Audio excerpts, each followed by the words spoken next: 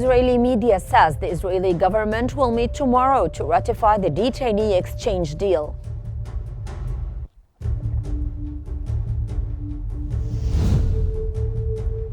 Israeli occupation forces commit 6 massacres against families in the Gaza Strip over the past 24 hours.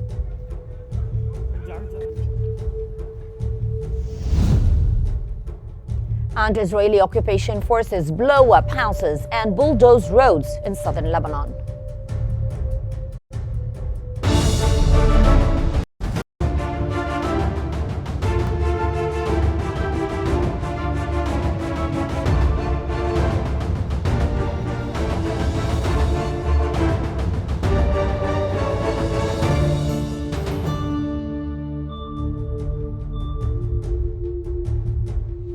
It's 4 p.m. Cairo local time, and you're now watching Q News. I'm Halal Hamalawi, and we begin today's bulletin with the latest developments in Gaza.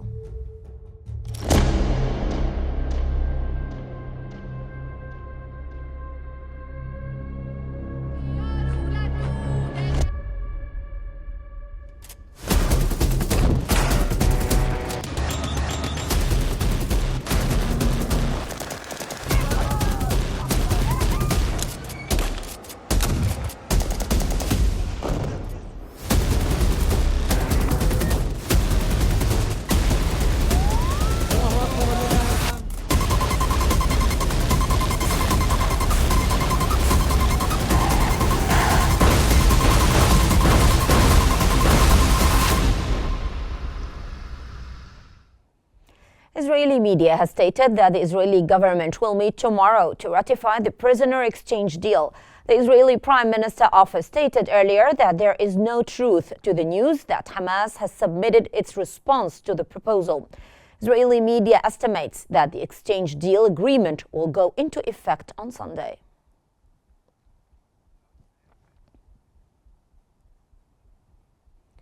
Israeli Prime Minister Benjamin Netanyahu has met with Finance Minister Bezalel Smotrich to discuss a detainee exchange deal in Gaza. The Israeli media reported that a ceasefire agreement is near completion, with hopes for a deal by Thursday. Smotrich has demanded the resumption of intensified fighting 42 days. The deal is implemented, as well as permanent land annexation in Gaza, reduced humanitarian aid, and measures to encourage immigration. Smotrich asserted that he would withdraw from the government if his conditions were not met.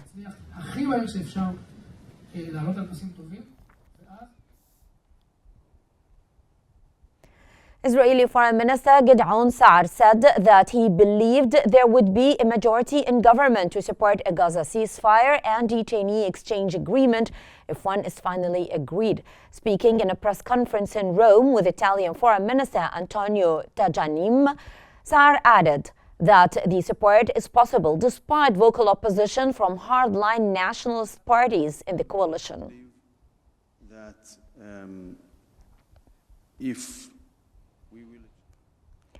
Gaza's health ministry have confirmed that the Palestinian death toll from the ongoing Israeli aggression on Gaza since October the 7th has surged to over 46,700, with more than 110,200 injured.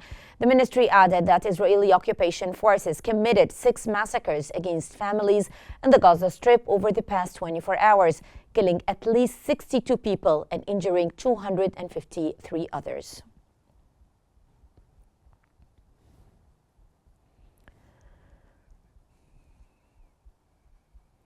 At least 13 Palestinians have been killed and others were injured after Israel shelled Gaza City and Nusayrat camp in central Gaza.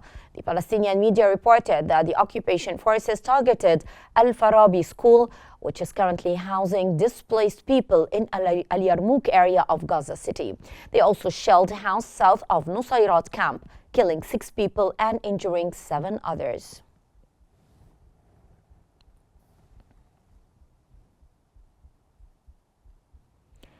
At least 11 people have been killed and others were injured in an Israeli airstrike that targeted houses in Deir al-Balah.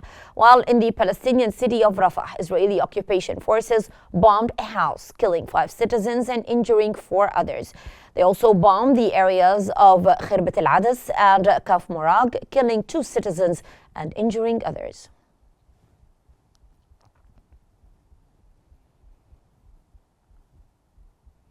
The Kremlin has stated that it is watching the progress towards a ceasefire in Gaza with cautious optimism.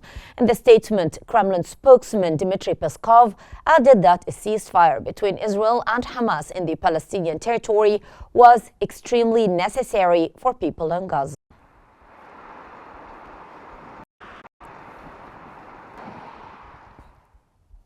The third meeting of the International Coalition for Supporting a Two-State Solution in the Middle East has begun in Oslo, Norway. This marks the third gathering of the Global Coalition for Implementing the Two-State Solution since it was established in September during the United Nations General Assembly in New York.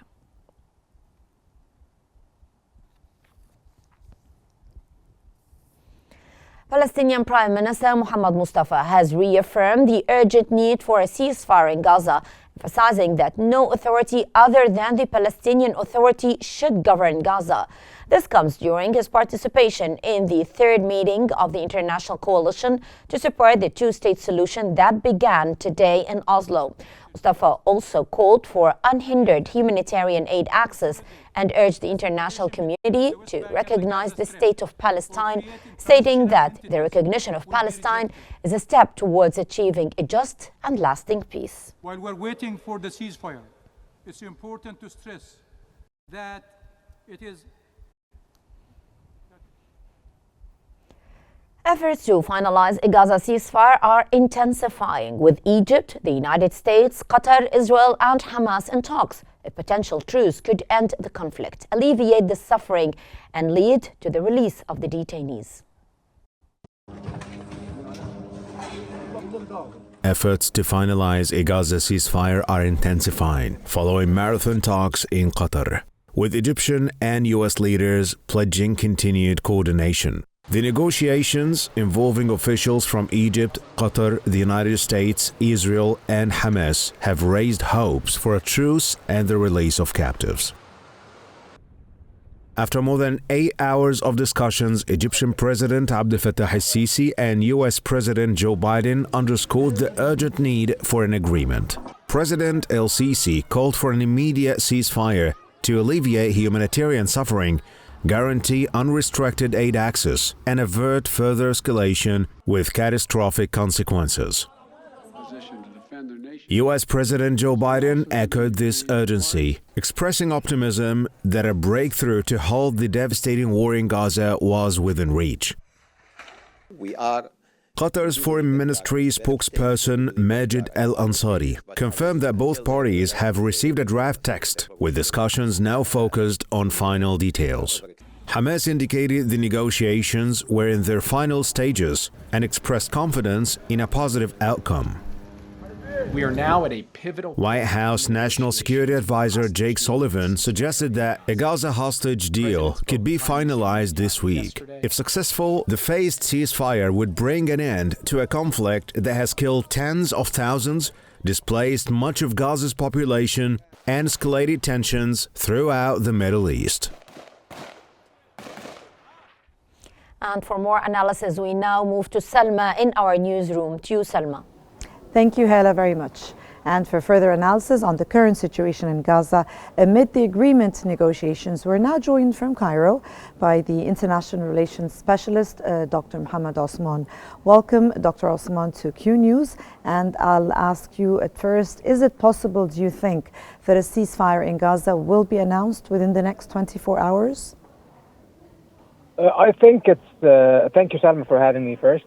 I think it's quite plausible, even though I am cautiously optimistic. I believe that this time there might be an actual chance that we might reach a ceasefire. However, we have been in this predicament before. For several times, we have reached a point where we have said that within hours or even within minutes, we would have a ceasefire in effect and a detainee exchange deal. However, On all of the previous occasions, this never transpired, and we were faced with an even worse escalation. However, this time we have a new factor in play, and that is the Trump factor. The Trump administration, even though it did not assume the presidency yet, it still will assume the presidency in a few days, they have taken played an effective role in the negotiating process in Doha. President-elect Trump sent his Middle East envoy with Cobb to Doha, and reportedly the Trump administration, the incoming Trump administration, has exercised substantial pressure on Netanyahu and his government in order for them to accept this preliminary deal.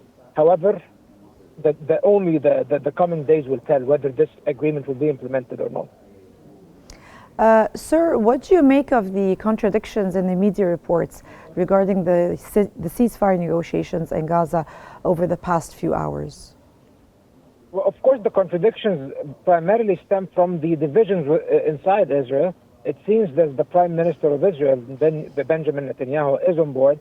However, the far right elements of his government, like Smotrich and being fair, do oppose the implementation of a deal. Some segments of Israeli society and the Israeli political establishment and the security establishment are very enthusiastic for a deal. Others, on the other hand, are calling it a defeat if they accept a deal on such terms. So this explains why we have a plethora of leaks that contradict one another. And I think that we will not know for sure whether this deal is going to happen or not until it actually happens. So I think, again, we will have to wait for the next few days in order to discover whether we will have a ceasefire deal or not. Dr. Osman, what, in your opinion, do you think is this potential agreement going to lead to a permanent ceasefire in Gaza? Let's be clear that all the leaks that we have heard and the many versions that have been leaked to the media, none of them have mentioned an immediate permanent ceasefire. Some of the leaks say that it will be a long ceasefire. Some say 40 days, 42 days. Some say 90 days, and that there will be different stages of the ceasefire. However, that it will not be a definitively final ceasefire, and that Israel has received guarantees from the incoming Trump administration that they will have a right to resume the war after the deal, the time frame of the deal expires. On the other hand, we have other leaks that say that no, this deal after the preliminary stages and will actually lead to a permanent ceasefire and a full withdrawal of Israel from the Gaza Strip. So these are the contradicting reports that you have mentioned in your previous questions, and they do complement the actual the question you have just asked right now. Yeah, go ahead. No, I was just going to ask you, and why do you think Netanyahu at the moment wants to expedite reaching an agreement which is so unlike his previous stance? Because of the Trump pressure. Mm-hmm. Trump, as it seems, the Trump administration or Donald Trump realizes or actually knows how much pressure the United States can actually exert on Israel. And surprisingly enough, it seems that Donald Trump has decided to actually put pressure on Netanyahu and the Israeli government for a simple reason. Trump wants to end all of the wars involving the United States, whether directly or indirectly. And of course, the war in the Middle East that all stem from the Gaza war. The United States is implicated in that through its unlimited support for Israel and its confrontations with the Houthis in Yemen and whatnot. So they are strongly invested in, Trump is strongly invested in ending all of the wars that the United States is involved in, including, for example, the war in Ukraine and so on and so forth. So he finds it easy to end the war in Gaza, or at least pause it temporarily, in order to pay attention to the domestic affairs of the United States and settling the war in Ukraine. Yeah. Well, Dr. Osman, how will the far-right component of the Israeli government, do you think, will react to a ceasefire agreement? I think that's the only thing that is actually threatening this ceasefire agreement, the far-right elements, especially the blocs led by Itamar Ben-Gvir and Smotrich, the Minister of the National Security and the Minister of Finance. If both of them withdraw, both of them, of course, oppose the deal. However, Ben-Gvir had threatened to withdraw from the government, but Smotrich, even though he strongly opposes the deal, did not threaten yet that he will leave the government. And even Ben Gvir asked him publicly to withdraw. If both of them withdraw, this is the end of Netanyahu's government. If only one of them withdraws, Netanyahu's government can survive.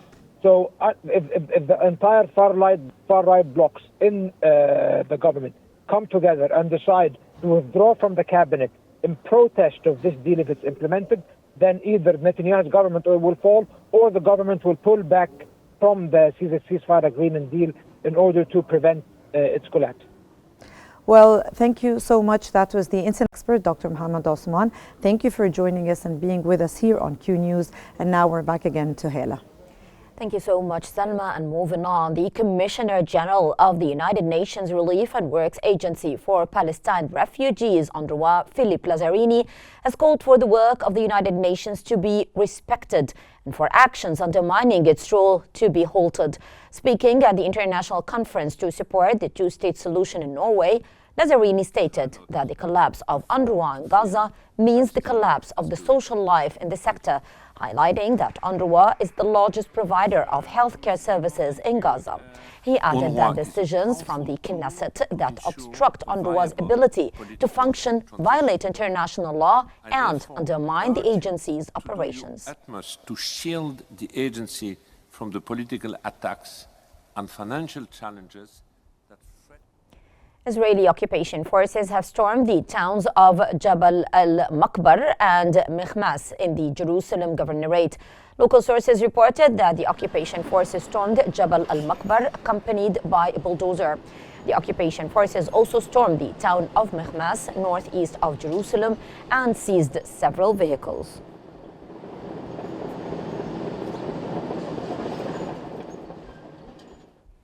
The Israeli occupation forces have continued besieging the village of Marda north of Salfit for the fourth consecutive day. Local sources reported that the occupation forces continued to close the two main entrances to the village, preventing citizens from entering or leaving the village in their vehicles. The occupation forces also pursue and seize the vehicles of anyone who tried to leave via side roads.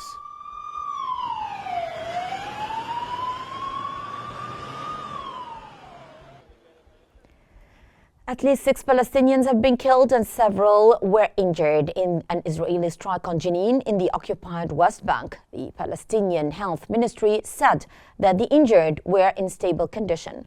The Israeli occupation army said in a written statement that its forces carried out a strike in Jenin and that more details will follow.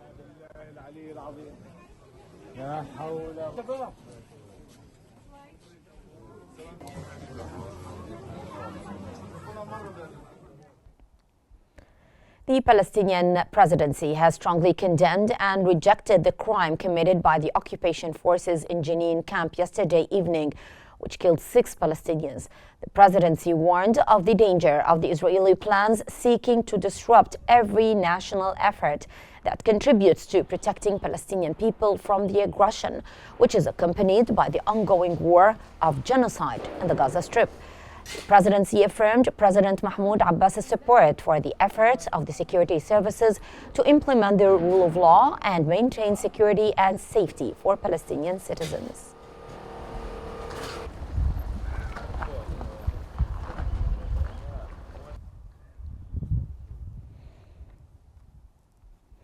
The Israeli occupation forces blew up houses and bulldozed roads in Eit al-Shab, Hanin, and Maroun al-Ras in southern Lebanon. The Lebanese National News Agency reported that the occupation forces carried out a bombing operation in the town of Markaba in the Marja'iyun district. Israeli violations continue in Lebanese territory, leaving a number of injuries despite a ceasefire agreement between the two sides.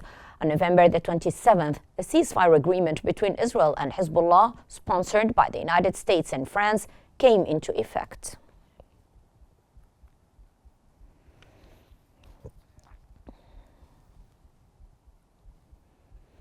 Prime Minister-designate Nawaf Salam has launched non-binding consultations with Lebanon's parliamentary blocs, and these consultations is part of the government formation process. Salam has met with the Change Coalition and Democratic Gathering parliamentary blocs and is resuming consultations with the Kataib bloc.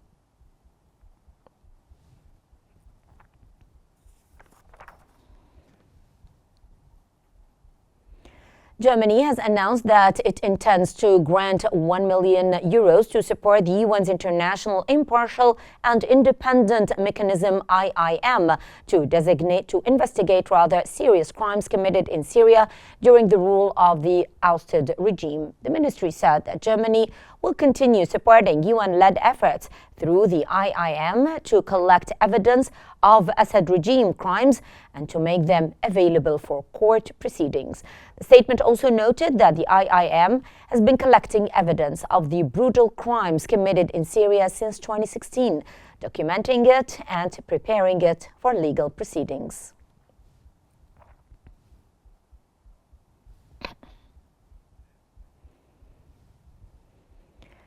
Iranian Foreign Minister Abbas Araghchi said that talks were held in Geneva between Iran, Britain, France and Germany with the aim of finding a way to resume nuclear talks. Iran's official news agency reported earlier that the talks held in Geneva on January the 13th would lead to dialogue continuing regarding Tehran's disputed nuclear program. The talks followed discussions in November. At that time, an Iranian official told Reuters that finalizing a roadmap with Europeans would put the ball in the US court to revive or kill the nuclear deal.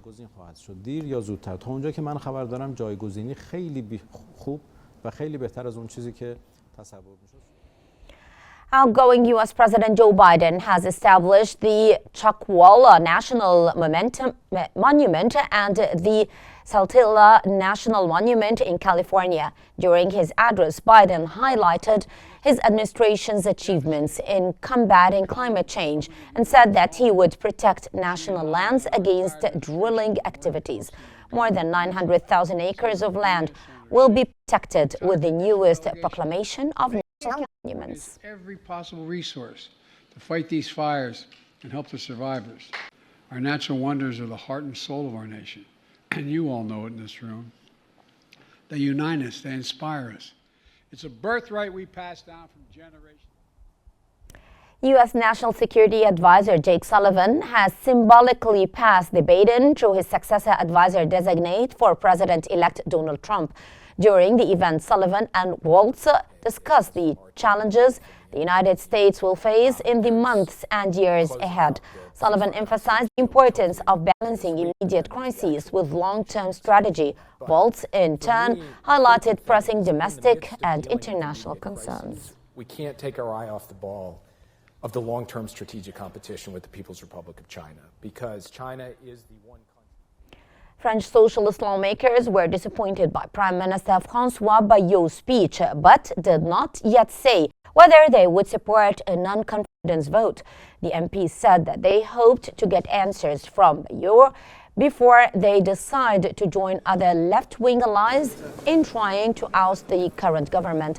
François Bayrou opened the door to renegotiating a disputed pension reform in a bid to win over left-wing lawmakers whom he needs to pass the 2025 budget. He made the gesture during a speech to Parliament after a tremulous 2024 in which President Emmanuel shocked the nation by early elections, only to lose his working majority in Parliament.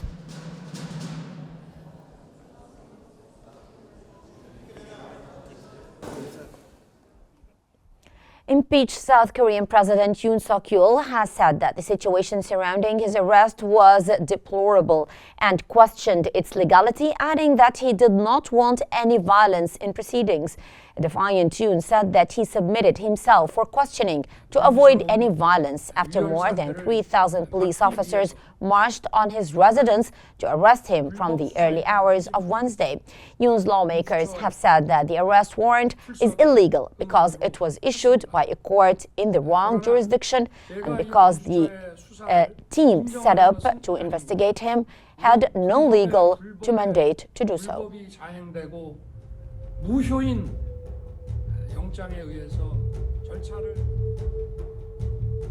And that brings us to the end of our news bulletin. Here is what we have been covering. Israeli media says that the Israeli government will meet tomorrow to ratify the prisoner exchange deal.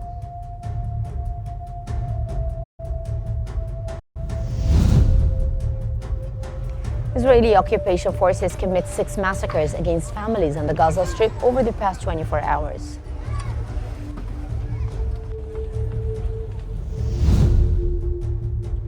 And Israeli occupation forces blow up houses and bulldoze roads in southern Lebanon.